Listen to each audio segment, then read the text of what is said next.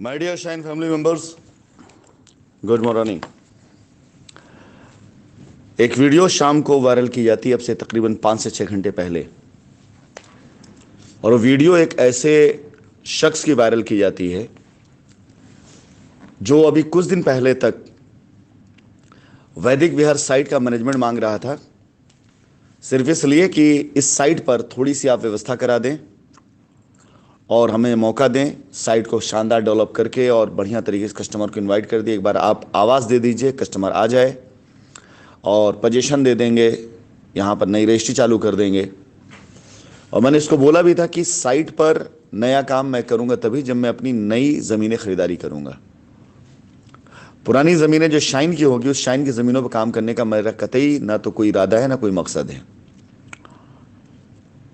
इसके बाद ये दिन रात एक करके नई साइटों को मैनेज करने में, यानी उसी जगह पर नई साइट मैनेज करने में, नए किसान से बात करने में साइट मैनेजर साथ दिन रात लग गया।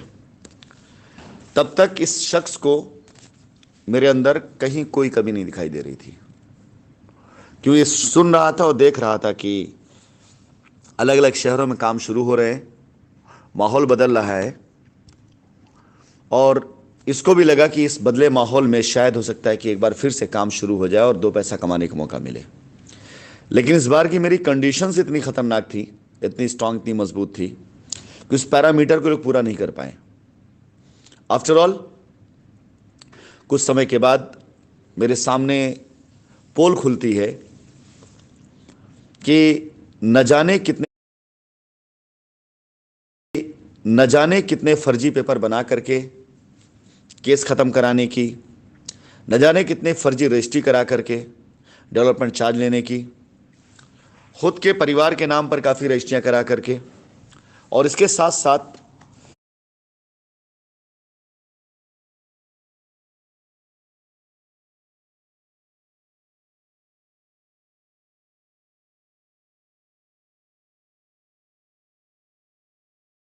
सबसे बड़ी पोल खुलती है वो खुद की बेल कराने की।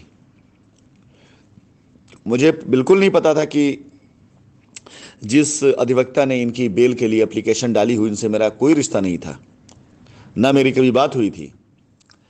लेकिन जब मुझे पता चला कि इस बेल में रियल में फर्जी पेपर बनाए गए हैं, और मैंने अपने स्तर पर जब इसकी जांच करनी शुरू करी तो पता चला ये तो पूरा का पूरा गोलमाल है। गोलमाल का मतलब कि जिस एफआईआर को दिखा करके, समझौता दिखा करके बेल कराई गई, उस एफआईआर में तो इस बंदे का नाम तक नहीं था। खैर, वो एक अलग जांच का मुद्दा है, और जब वो जांच की परतें खुलेंगी तो एक लाइन से न जाने कितने लोगों की ऊपर गाज गिरेगी। फिलहाल जब उस दिन मुझे बात पता चलती है और मामला न्यायालय में है, ये जानते हुए ये चीज़ें, ये फर्जी पेपर हमको कितना, किस हद तक उलझा सकते हैं, इस बात पर मेरा आक्रोश आना क्या गलत था?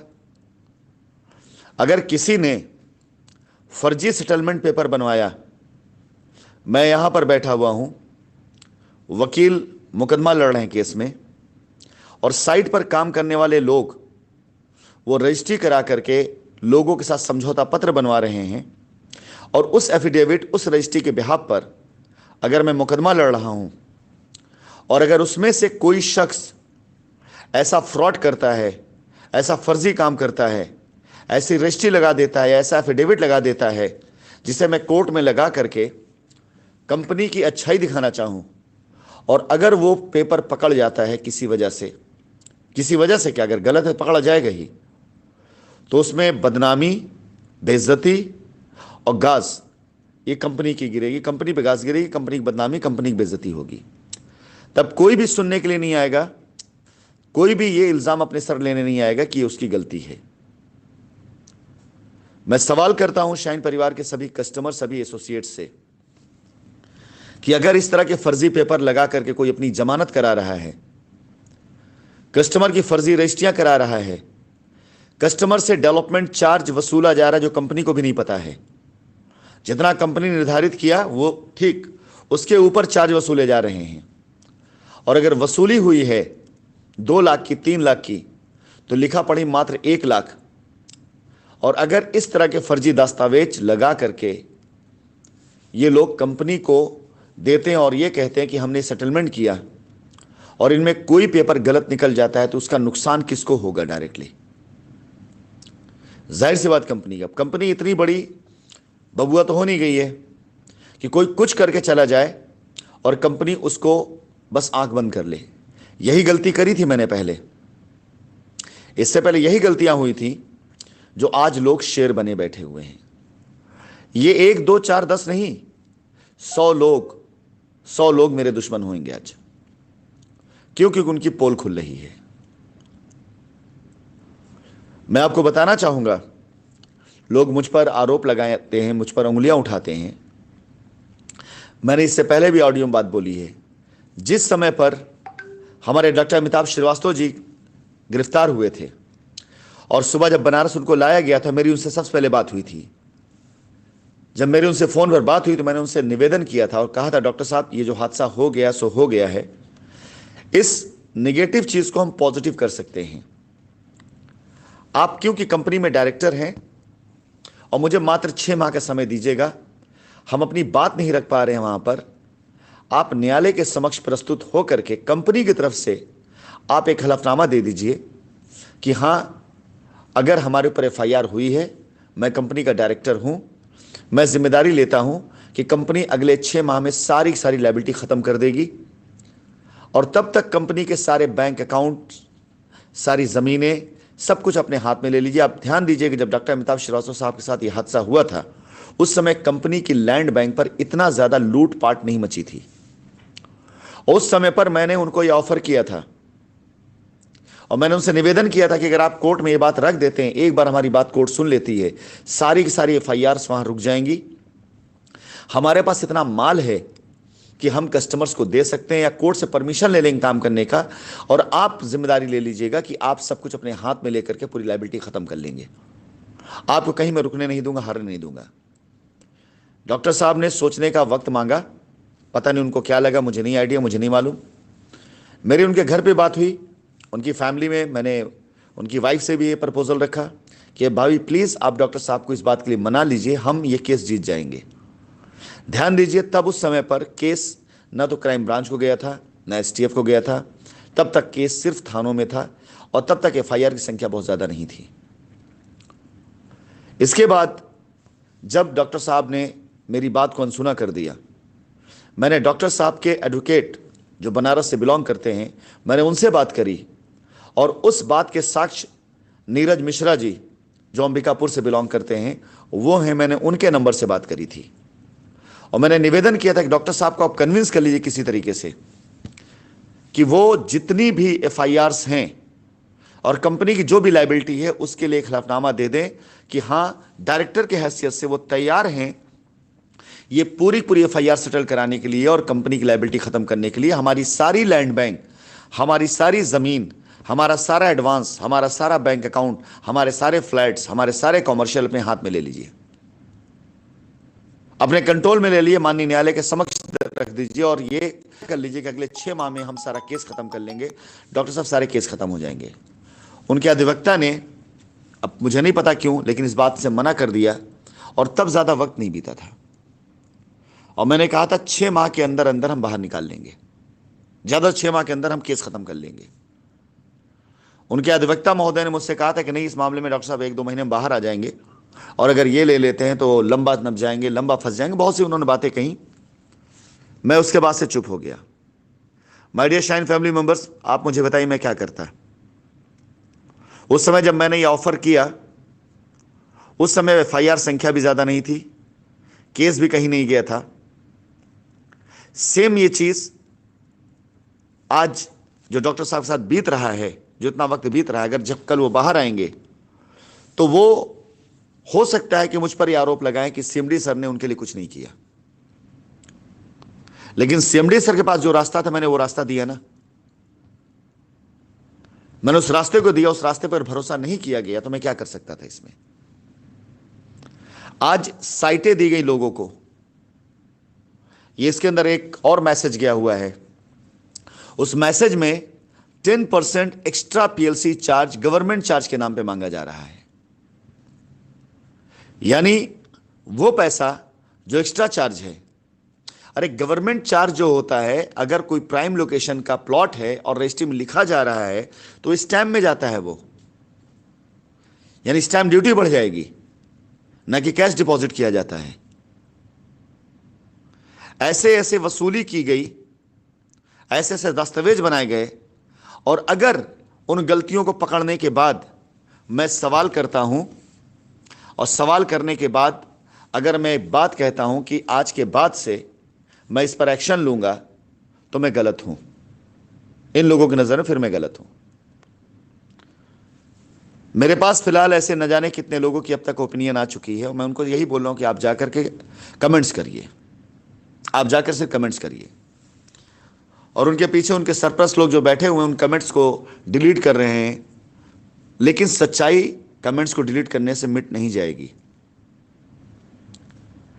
शाइन परिवार वाले देख लें, निज स्वार्थ के खातिर अगर कोई व्यक्ति इतना पलट सकता है, इतना बदल सकता है, तो आप सोचो पिछले 1 साल से भी ज्यादा समय हो रहा है मुझे इन लोगों का, ऐसे लोगों का फ्रॉड मेरे सामने जब आया, और मैं खून का घूंट पी करके भी अब से कुछ दिन पहले मैं इस लड़के को मौका दे रहा था कि जाकर साइट पर काम शुरू करो, मैं पैसे दूंगा, साइट नहीं खरीदेंगे, वहां पे नई लैंड बैंक खरीदेंगे, हमारी जमीन है, हमने रोड बनवाया हुआ है, हमारा प्रोजेक्ट है, सेम प्रोजेक्ट में हम अपनी जमीनें खरीद करके वहां डेवलप करके नए सिरे से काम करेंगे, लायबिलिटी उतारेंगे, और इसी के साथ काम करने जा रहा था मैं।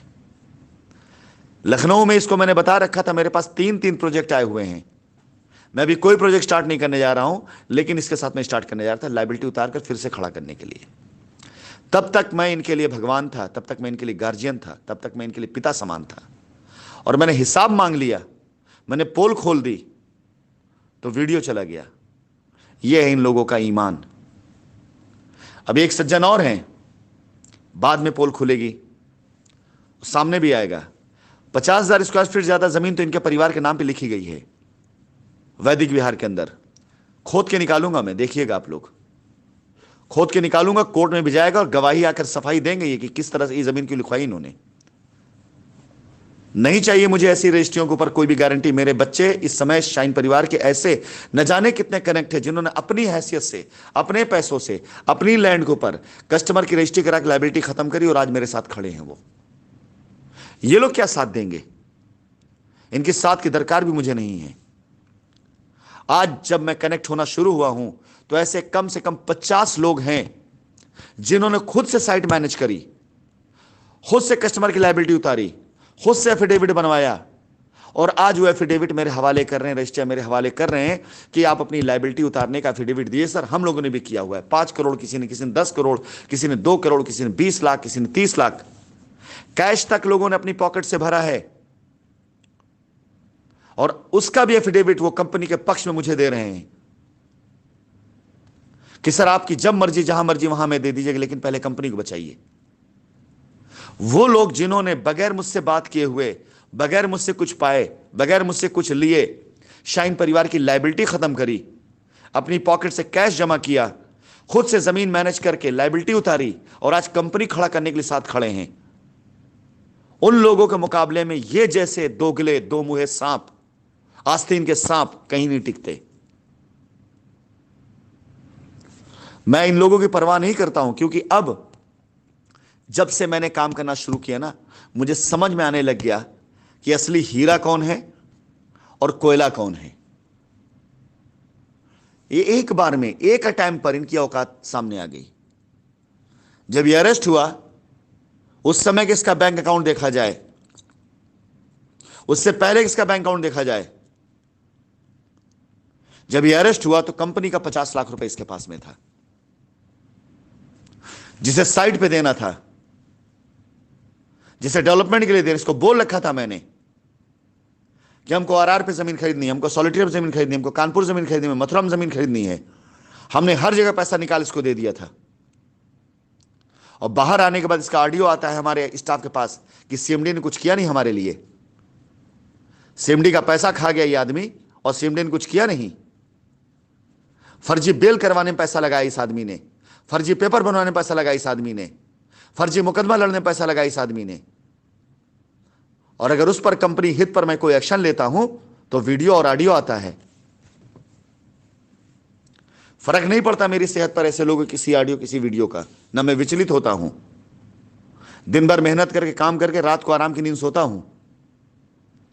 किसी का औकात नहीं कि मेरी नींद को उड़ा दे ऐसे। लेकिन यह ध्यान रख लेना तुम सब लोग कि तुम्हारी नींद अब उड़ने वाली हैं। एक और स्कैम बहुत जल्दी सामने आने वाला है। ऐसे स्कैमों की लाइन लगी हुई है। मैं इस बीच लग नहीं रहा था स्कैम खोलने में कि क्या फायदा इस तरह से, लेकिन शाइन परिवार कस्टमर्स अपनी आंखें खोल के देखिए ऐसे लोगों का चरित्र।